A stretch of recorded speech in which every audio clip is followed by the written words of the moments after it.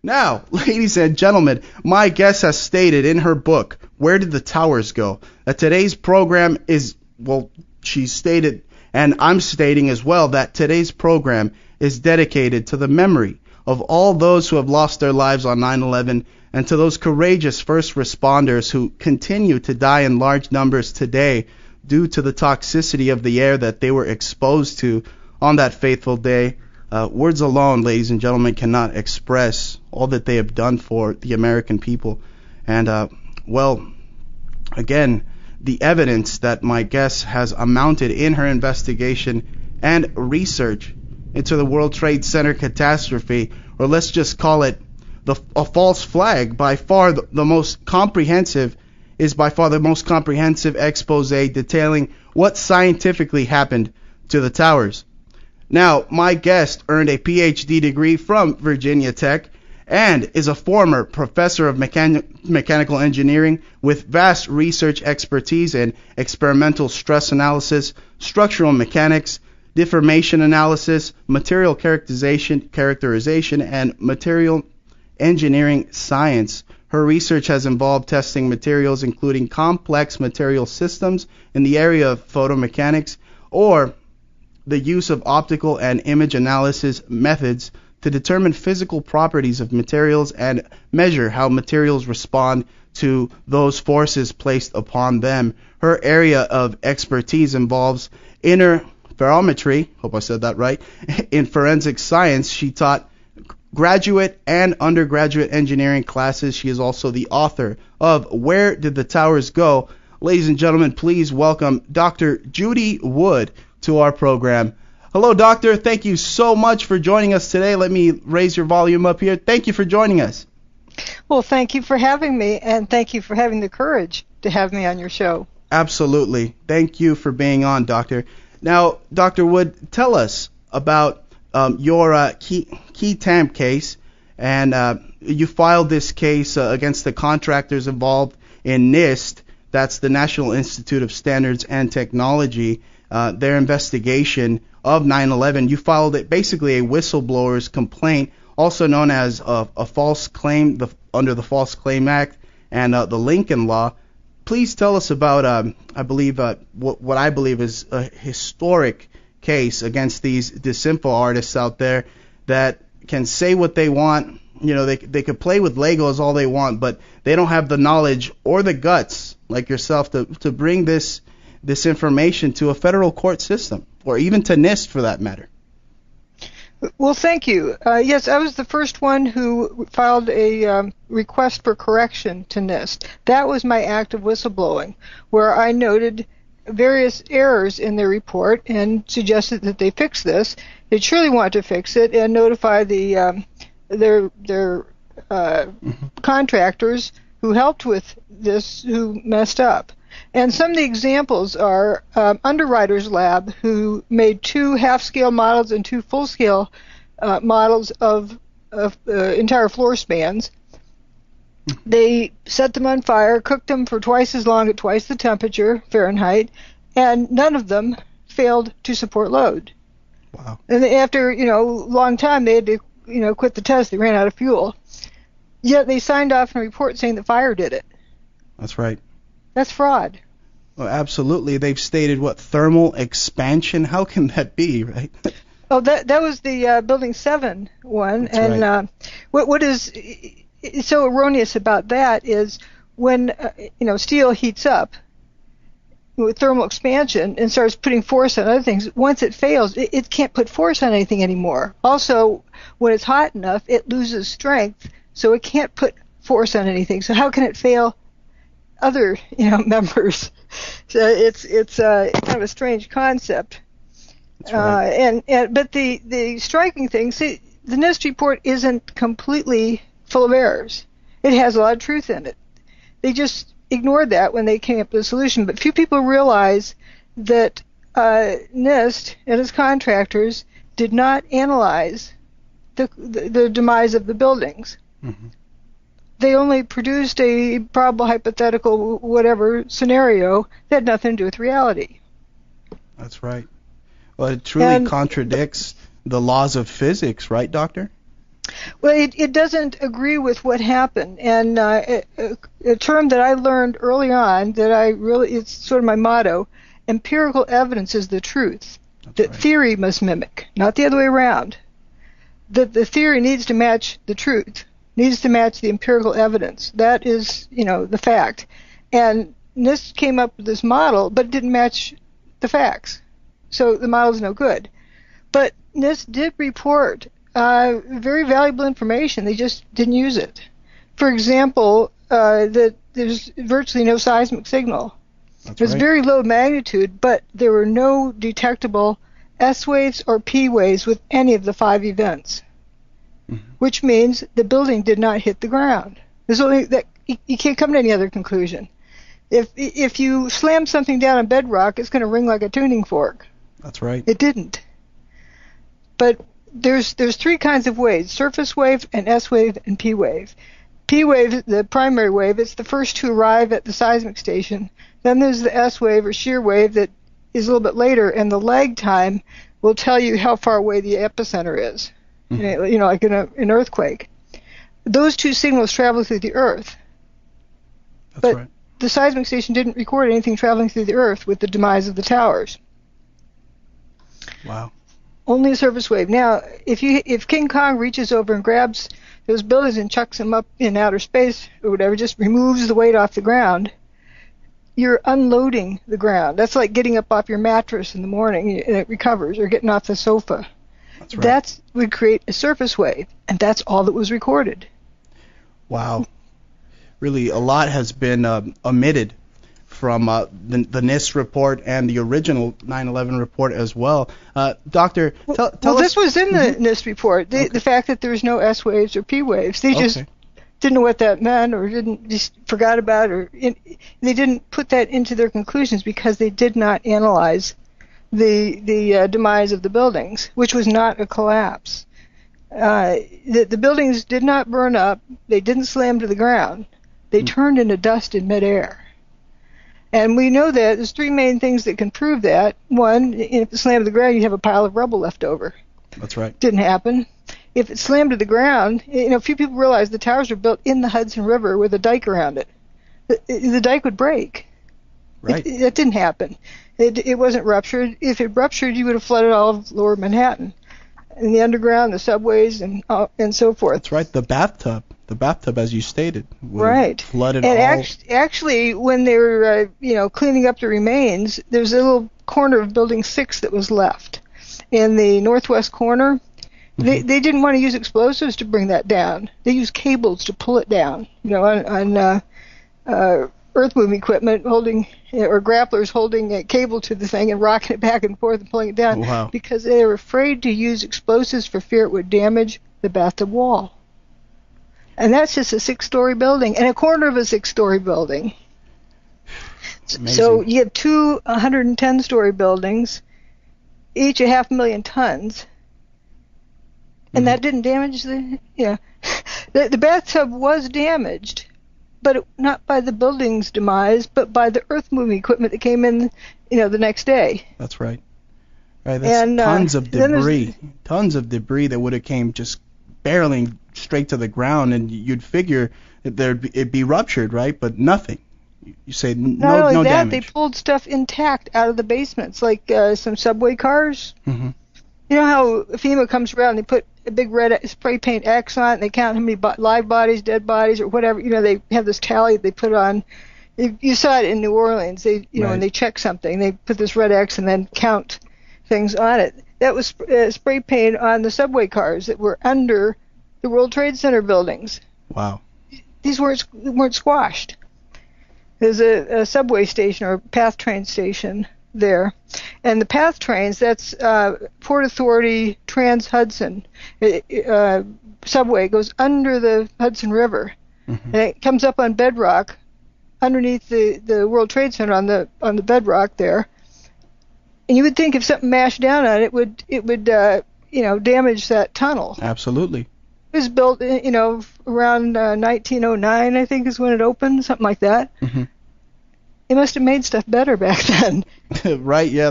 They say the older your home is, the better quality it probably is. And they had water down in the tunnel, and they're worried that it was leaking. But it turns out with all the fire hoses and rain, going down into the basement, that had to go somewhere. It drained into the tunnel. Once they pumped the tunnel out, it stayed dry. It didn't leak. So it wasn't. It had water in there from getting, just flowing downhill. But that was it. Yeah. But what I present is evidence. You can't get to a conclusion without the evidence. And this is a serious problem with the majority of our, quote, educational system. That's right. People are taught to guess at the answer and work backwards. They may have a tendency to do that anyway, but it seems to be strengthened. I can remember how many students, when they do their homework problem, would first look at the answer in the back of the book and then stir the numbers around, punch them in the calculator, check the back of the book. Stir the numbers around, punch them in the calculator, check the back of the book. They never would look at the ideas going into what they're calculating. That's right. It was all about getting the answer in the back of the book and then seeing what numbers you had to fiddle with to get that, rather than understanding the problem. Right, going out and reading the cliff notes instead of reading the actual book. Right, it's all about trying to jump to the answer in a hurry to jump to the answer. Well, it's the journey that counts. Right. And so many people say, well, so-and-so says they have a theory about thermite. There's a theory about mini nukes. There's a theory about space beams. There's a theory about... Why do you need a theory? I don't have a theory. That is the biggest myth, that people like to label things as a theory. I have a philosophy. Let's go look at the evidence. Right. And I have a little analogy to present to you. I say, here you go. Let's say I add some numbers. 1 plus 3 plus 9 plus 6 plus 4 plus 7 plus 2 plus 3 plus 9 plus 5 plus 8. And it adds up to 57. Is the number 57 a theory? No, that's an actual fact. It adds up to 57. It's the conclusion based on the numbers I added. Is it an opinion? No. Is it a view? Nope. Not Is it at a all. thesis? Don't think so. Is it speculation? Nope. Is it a conclusion based on the sum of the information given? That's right. Bingo. Can you arrive at the same number, 57, if you omit all but the last two numbers? Not at all. Nope. Not at all. Evidence works this way. If you want to get the right answer in a forensic investigation, you must look at all of the evidence. You don't start with the answer you want and then go cherry-picking the minimum piece of information that will support your thesis. That's right. You don't have a thesis with forensic investigations. For example, an autopsy. It's either conclusive or it's not conclusive. Either they have enough evidence to make a conclusion or they don't. And as I say, keep looking at the evidence. It'll tell you what happened. If you don't know what happened, keep listening to the evidence until you do. Absolutely. Now, Doctor, tell us about your studies in interferometry. Is that how you say interferometry? Pretty close. Interferometry. It's interference of electromagnetic signals. That's right. But it's used in a kind of image analysis to look at deformations on a fine level of whether it's within one material or interaction between materials. It's a very powerful tool. But what it's taught me is to look at phenomena, not at what answer you want. And the more observant you become, the more information you can obtain from your experiments. That's right. And so if I look at images and I can see different things, qualities going on within the image of different things happening. Okay, now let's go to the pictures from the World Trade Center. I couldn't miss it. I look at things and say, wait a minute, why is this that way? Why, what's this over here? How could that possibly happen? That's right. Stands out like a sore thumb almost, right? But the trick is beginning first with establishing what happened. That's right. You first must establish what happened before you can determine how it happened, because if you don't know what it is, how can you determine how it happened? Right. Before you can determine who did it and why they did it and so forth. That's right. And one of the biggest secrets of how they run a cover-up, I'm going to tell you the secret here. You get people to skip that first step and jump to any of the other steps. Skip looking at what happened and start arguing about how it happened, who did it, and why they did it. But when you do those things, if you don't know what happened, how can you determine how it happened if you don't know what it was that happened? Absolutely. You have to assume. So pretty soon you're solving an assumed problem. You're solving an imaginary problem, not a real problem. And you'll never, ever be able to solve what happened. Right. And how it happened, and come to the conclusion based on that. But there's a recent news, I don't know what you want to call it, fiasco, a drama, that probably the people around the world even heard about. I was in Italy and giving a presentation and brought it up, and yep, they didn't know the name of it, but they knew of it. The Casey Anthony case. Right. So many people would say, well, they came up with the wrong answer. How do you know? People were convinced emotionally what they thought the answer should be because they're going for the answer rather than what happened. As it turns out, the prosecution never determined what happened. So how can you convict somebody of, what was the crime now? Right, murder.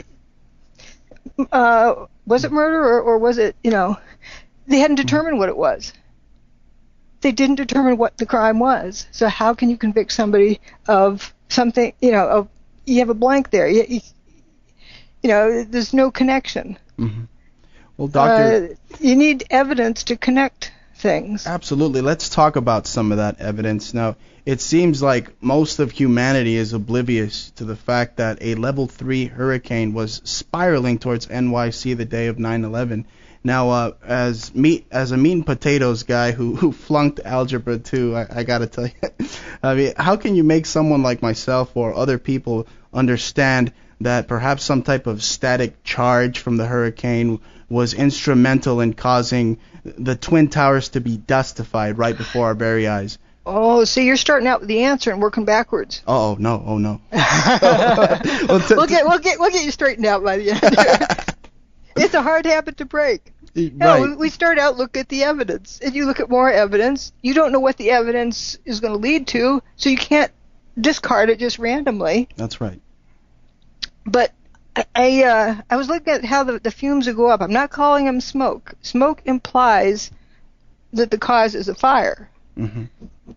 So I use generic terms or invent other terms as placeholders to identify a particular phenomenon, just to keep from biasing my observations, like, fuzzy blobs, fuzzballs, dustification. Right. And so I was looking at the fumes coming up. How far up do they go? Well, I bet you some weather satellite images that will show how far up they go. Let's see if I can spot it from the weather satellite images. So I go look on the, weather sites, and wait, what is that? I didn't know there was a hurricane that day.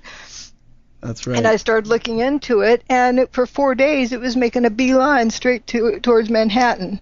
Mm-hmm. There was a high-pressure system in the Midwest moving eastward that was going to stop it at some point, but they didn't know exactly where. But they thought it would make it turn around the first day. It didn't. They thought it would turn around the second day. It didn't. They thought it would turn around the third day. It didn't. They thought it would turn around the fourth day. Good thing it did. That's right. Because the outer bands were right at the edge of Long Island and over Cape Cod. It was raining on Cape Cod because the outer bands of the hurricane were there. Now, a hurricane isn't located just at the eye. A lot of people say, oh, that was 200 miles out to sea. Mm-hmm. The center of it was, but if that thing is 500 miles in diameter, it's on the shoreline. That's right. And so, okay, now, what do hurricanes do? We now know there's a hurricane that was there. We know it was underreported, which is pretty weird. How could they be so sure it would turn around in the nick of time? That's because right. How long does it take to evacuate how many million people live in Manhattan? 6 million? Something like that. Very big number. Right? A big number. In Manhattan, you only have a few bridges. And I know that in Houston, when Hurricane Rita was aimed that direction, they had first a voluntary evacuation, then they ramped it up to, mandatory evacuation. And that's all surrounded by land that you can head out of town any which direction. Mm-hmm. Not just a few bridges that only, people in Manhattan don't own cars. So you would you owe it to the people to give them a voluntary time just in case. But they're out of time if it stayed any longer, and there would have been storm surges. Manhattan is right at sea level. It would have flooded Manhattan. That's right. So it makes you wonder. That's a fact. That's not speculation. As I like to say, is know what it is that you know, and know that everything else you don't know, and don't fill in that gap with speculation when you're doing such an investigation like this. Right. It's to be very careful, because then you fill your mind with stuff that is not true, or may not be true, or isn't fact. It's okay to step aside in a separate box and try out some scenarios, just logic-wise, but don't mix those back in with the what you've established. Okay, so we know that there's a hurricane there. That's a fact. Now, what do hurricanes do? There's birds know to skip town before the hurricane gets there. Right. There's a static field around hurricanes. Let's go look at see what was happening, right in the outskirts of the hurricane. Turns out the three major airports surrounding Manhattan, LaGuardia, JFK, and Newark airports, all reported thunder on 9/11. That's evidence that it was close enough to cause those field effects. That's right. We'll leave it at that. We've established that was the environmental situation there. And, like a car wreck, if you're writing up a report on that, you don't neglect to put down what the weather conditions were, just in case it had an influence on what happened. All right. That's solid evidence right there. Now, Doctor, there have also been many reports that state that the steel from the Twin Towers was sent to China. But from pictures in your book, we see that there really is no steel visible unless they hired Speedy Gonzalez to come and clean up the mess. Now, this is, I believe, a diversionary tactic to keep us, like you said, from asking the hard questions. Like, what really happened? No, but people are given answers. They usually stop asking questions. People start asking questions. You give an answer, and they quit asking. They don't stop to think, does that answer make sense? So they, all the steel was shipped to China and immediately shipped to China. Well, you see a picture taken an hour after the demise of the towers, just while the dust is clearing the air, and the rubble is at ground level. But people then will not question that, because they'll assume that was later and I'll steal it to China instantly or something. I'm not saying it didn't get beamed to China. I'm not saying how it would have gotten there, but it wasn't there immediately afterwards. How could they have removed it that quickly? That needs to be explained. So where did the rumor come from that it was all shipped to China? You need to show me how it got to China in 1 hour. That's right.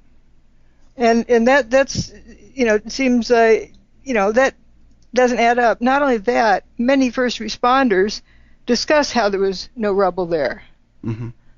And where'd the building go? They didn't even know the ones in Tower 1 during the demise of Tower 2 came out and where they were. They thought they came out of the wrong direction of the building, because wasn't there a building here? Right. Wow. Yeah, it is really strange, but there's one particular quote. I didn't find it, by Michael Ober, who talks about he didn't remember hearing the sound of the building hitting the ground. I don't have it handy, but he said something like, "Why do I not remember the sound of it? If it's that it's that big of a building, it should make a loud noise." That's right. Yeah, and including WTC7, there's a video of somebody getting interviewed with Building 7 behind them, and so from the camera shot you see Building 7 behind them, and partway through you can hear conversations down the street and various other noises in the area, but you don't hear anything from Building 7, and you see it just start to move downward towards the ground, and it's either the interviewer or the cameraman says, whoa, whoa, whoa, when he notices the building's just dropping. Yeah. No sound. Terrifying. How do you get, it should sound like it was raining dump trucks. Right. You would expect that tons of debris barreling to the ground. You'd expect a huge sound to be emitted But really, Doctor, it's what is it? It's Locard's exchange theory, right? I mean, there's a trace of evidence left behind for everything that's done, right? I mean, they say that the steel was sent to China. Well, let's trace the evidence back and back and back until we get the story correct. Who made that statement, and why did they come to that conclusion? Right. Where are the receipts? Yeah, that's right. We need a return on our investment there. I'm not saying nothing went to China. You could have two beams go there, so you could say beams plural, but there wasn't any, much of any material to remove, beginning, with the first pictures. But also, there would be, and this is the third biggie that demonstrates the buildings didn't slam to the ground, the seismic signal. And we had talked about that, the lack of S wave and P wave for all 5 events that day.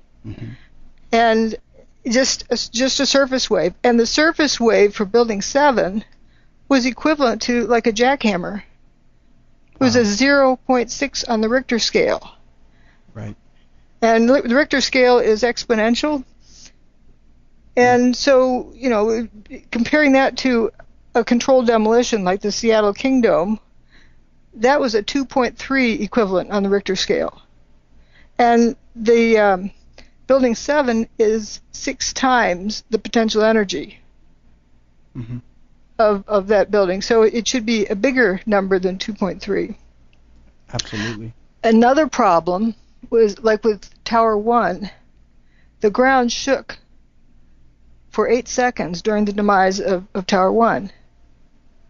If you drop a bowling ball off the roof, it takes about 9.5 seconds for it to hit the pavement below. Right. So why would the entire building go away and the ground shake for only 8 seconds? I'd seen your work in actually your theory, your philosophy, better said. Yeah, I changed it. Philosophy, evidence. Your evidence regarding the billiard ball on a film titled 9/11 Mysteries. Now they go way into the controlled demolition aspect, and they barely hint at your billiard ball theory. But again, you stated that a billiard ball if a billiard ball is to fall in a vacuum with no air resistance, 110 stories, it falls at about what, 8 or 9 seconds? 9.22. 9.22 seconds. Right. So that's what happened. With no wind resistance in a vacuum. Right. This pancake theory of theirs is totally thrown out the window. Or progressive collapse. The building did not collapse. And that was my big first issue with NIST in my whistleblower document, is the very title of their report was, something about the final report on the collapse of the towers. Right. But they assumed a collapse. They didn't demonstrate it, and their evidence contradicts a collapsing building. They have correctly in their report the seismic or the lack of seismic signal. But they just didn't take that into consideration. They also have in the report the silent demise of Building 7. They didn't know what to think of that, but, it's in the report. Right. Now, going back to the bathtub, the concrete tub which held back the Hudson River, and like you stated, it wasn't damaged, and it really rules out the fact a lot of people, such as Alex Jones, state that the mini nuke theory could have happened. Really, more theories than solutions. Doctor, I saw an interesting article that states that you might consider suing certain malicious operatives and I hate to call it the movement. I consider this a revolution for truth, for our freedom. I'm not talking about that, but what I will say is what they have done is actionable. Right. Because it is reckless disregard for the truth. First main article or series on my website was entitled something to, the Star Wars program was in there. But this was, and it's explained, this big yellow box under the title, it's explained that at the time that I first posted this, the big argument, by the detractors was saying that energy weapons don't exist. Well, what were my dollars for in the Star Wars program? The Reagan group. Right. Bob Bauman nicknamed it. Yeah. Mm-hmm. And I have the statement up there about that the former head of what became the Star Wars program is a member of the Truther movement, which is interesting. But energy weapons we know exist. We know that direct energy exists, but that is not how I came to the conclusion. I came to the conclusion through the evidence. I didn't even know about, I just never thought about energy weapons before I saw the evidence, but the evidence told me they exist. Right. If you see massive steel falling through the air with horrendous volumes of dust, ejecting out of it, and then it doesn't hit the ground because it's run out of material, it just all turned to dust. Mm-hmm. That's evidence that something that can do that exists. The fact that the steel beams turn to dust in midair shows that there's a technology that can make it do that. Now, what technologies do we know of? There's main categories. There's kinetic energy weapons. Kinetic energy is something beating on something. Right. A wrecking ball, a hammer, a missile, a bomb, blowing stuff into chunks. Right. There's nothing touching it while it's falling through the air. So that doesn't work. Thermal energy, like, heat and so forth, but there's evidence that the buildings were not cooked to death. That's right. So that doesn't work either. The reports are initially the dust cloud was cooler than ambient temperature. So thermal energy is out the window, kinetic energy is out the window. Something that did not touch it, that affected it remotely. And that's my definition for directed energy is energy that's directed. Directed by, like giving it instructions, mm-hmm. As well as directed it geographically. We want to affect buildings with a WTC prefix. Mm-hmm. There you go. The post office across the street from Building 7, as far as I know, didn't even have a scratch on it. Wow. I even went and evaluated the building myself. The building did not fully spill across the street. Wow. That's not a controlled demolition. So this is why it's, some form of energy that's directed. And I think we'll agree it was used as a weapon. Absolutely. Dr. Judy, like you've stated, just because you don't know the make, model, or serial number of the exact technology that was used to bring down the Twin Towers, I'm assuming probably from GE or something like that. Acme, like in Roadrunner cartoons, it's called Acme. Acme model That's XX1. Right. That's right. It doesn't mean just because you don't know the model or the exact technology that was used, it doesn't mean that you don't know that there's that you don't know. Have proof that exists. Exactly. There's evidence that proves a coup d'état, a psyop was implemented on that day, and your evidence, doctor, it really speaks volumes. I mean, you've stated like. But I don't mm-hmm. go to a coup d'état or any other explanation. Remember, I'm not jumping to the who and the why. That's right. I'm not going to there. But what I'm saying is what happened. Right. Whatever it was that happened, something caused it to happen. Right. These strange anomalies.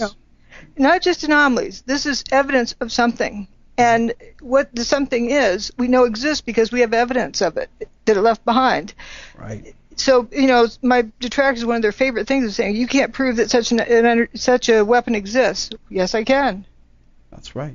Right, with the building toasted cars turned into dust in midair. Therefore, mm-hmm. that is evidence that such a technology that can turn buildings into dust in midair exists. Right, just by looking at the video, I mean, you see the toasted cars, the weird fires that sparked up a general distance away from the towers, correct? That is evidence too. Mm-hmm. And, there's something different about the environment that caused that. And we know about when that happened because the first thing happened, buildings go poof and the dust cloud rolls out and it goes up. Mm-hmm. Early on, I was heavily criticized for saying it went up. But when the first responders talked about not being able to see their hand in front of their face because the sun was completely blocked out because of the dust cloud that went up, right. That's pretty good evidence that it went up. And then they said, well, thank goodness the car in front of me just lit up because then I could see where I was.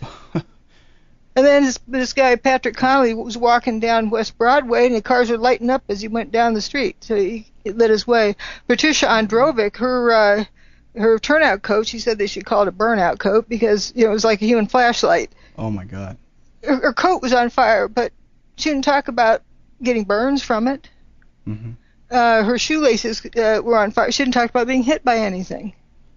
She got some of her hair messed up. It toasted some of her hair, but she didn't have burns on her skin that or a kinetic energy, boom, something hitting her. But she talked about seeing cars blowing up on her as she walked down the street or ran down the street. And I believe, so this is after the towers turned to dust, just after. Wow. And I believe, what was it, the number, about 1,400 cars it was that spontaneously combust? I mean, what kind of technology can cause this type of extreme deterioration, turning steel beams into, like you've stated, toasted tortilla chip-like material? I mean, what can cause steel to be deformed in such a manner? I mean, we know kerosene is not a hot-burning fuel. I've heard you say that the technology is reminiscent of almost a microwave. I mean, you have people who would rather jump to their deaths, doctor, naked than withstand that I don't energy. even go to that conclusion. They went out the windows and they hit the ground and they died. But Right. I don't believe they voluntarily jumped out the windows. Wow. Because you look at them and the logic that I go through with this, it isn't conclusive that they chose to go out the windows. Because some of them, it's like they fell.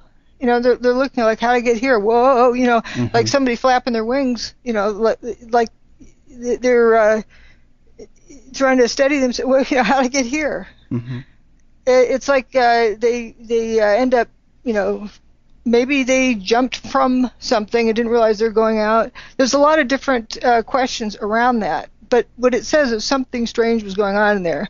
The poor firefighters, they're trained to save lives. That's what they live for, to save lives. That's They'll right. give their life to save a civilian's life. But they were helpless, and there's no worse feeling, no worse human emotion than to feel helpless. And here they were, helpless to save these people. It must have just torn them up. And several of them, or many of them actually said, they've never, in their entire career, seen, more than one person jump. Wow. 20-year career. They one guy had seen just one guy jump from a 3-story building, but that was it. They've never seen people. It's certain death to jump from high up. People have more of a survival instinct than that. That's right. More self-preservation as human beings. And there was no evidence that it was fire-induced.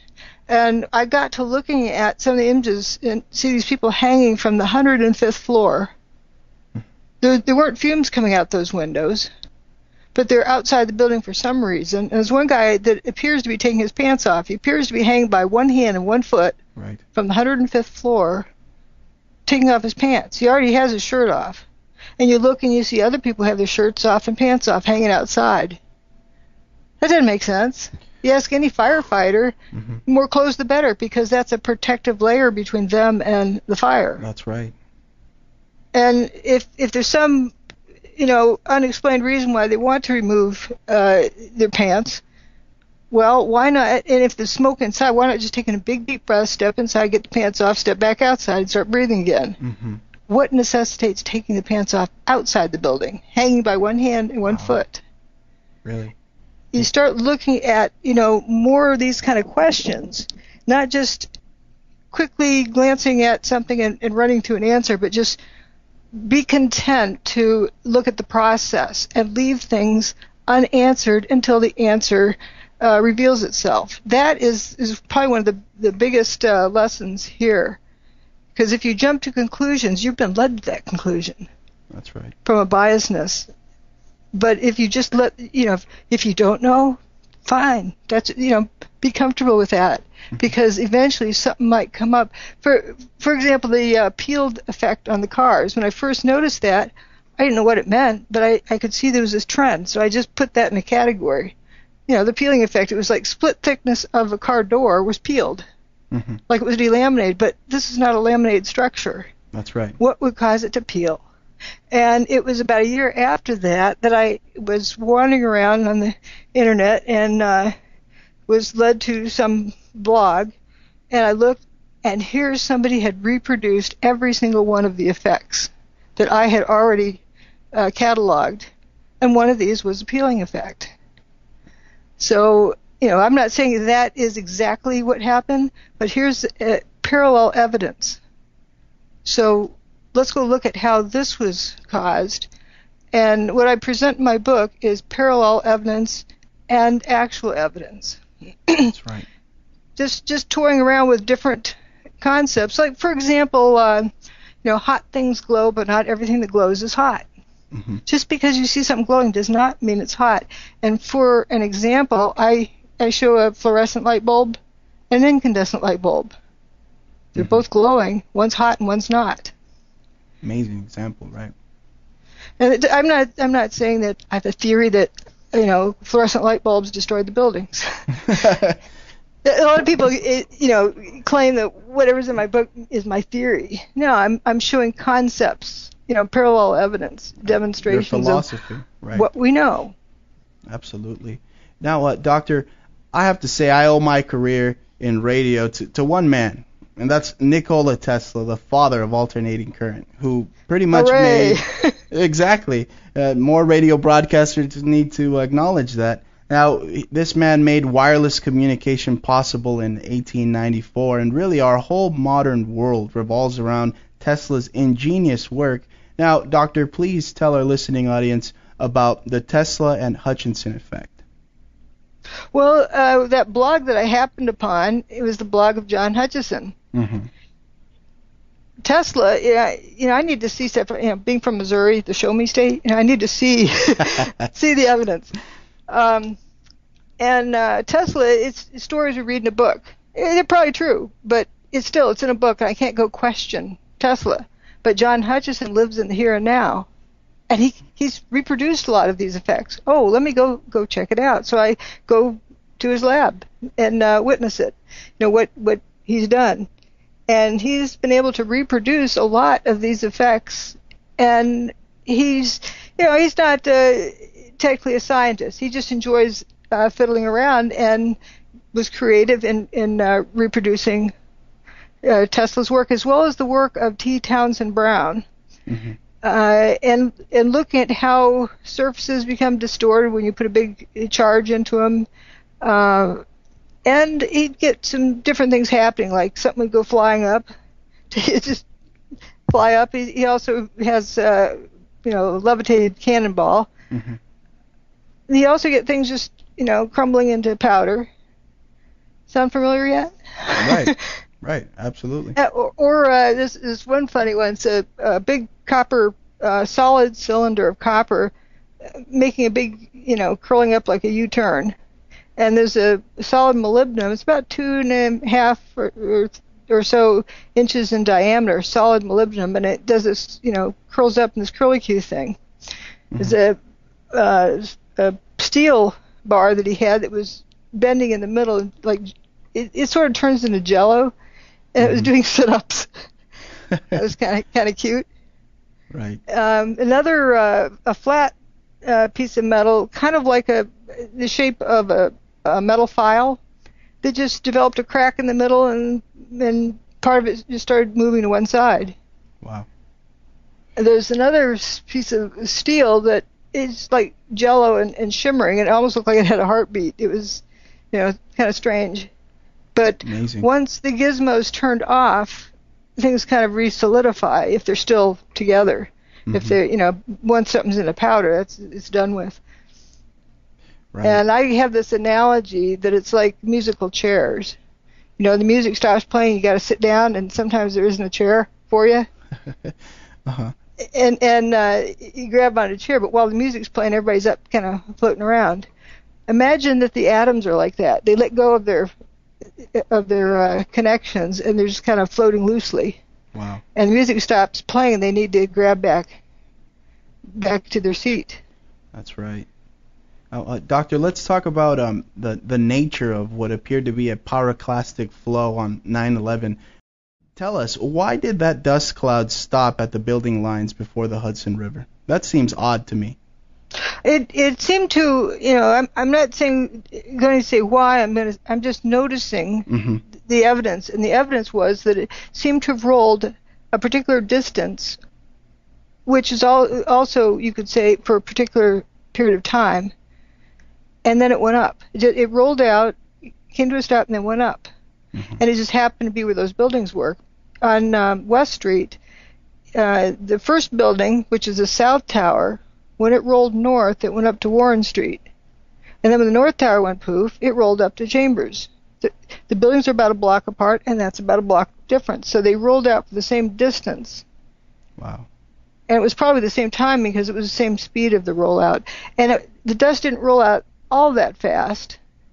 You may not have been able to, outrun it initially, but towards the end you could outrun it. You see from videos people just kind of trotting along, or a brisk walk, and then they see they're ahead of it, and it turns into a fast walk. Because it rolled up right to that pedestrian bridge and then stopped. And from the overhead images, you could see after the South Tower went poof, I'm not going to say collapse, it's just my term for it turning to dust. The dust cloud rolled up, and you could see a abrupt line on the pavement where dust, no dust. And then the next one rolled up further. So without even seeing the buildings, you could tell from the dust on the ground what time the picture was taken. Wow.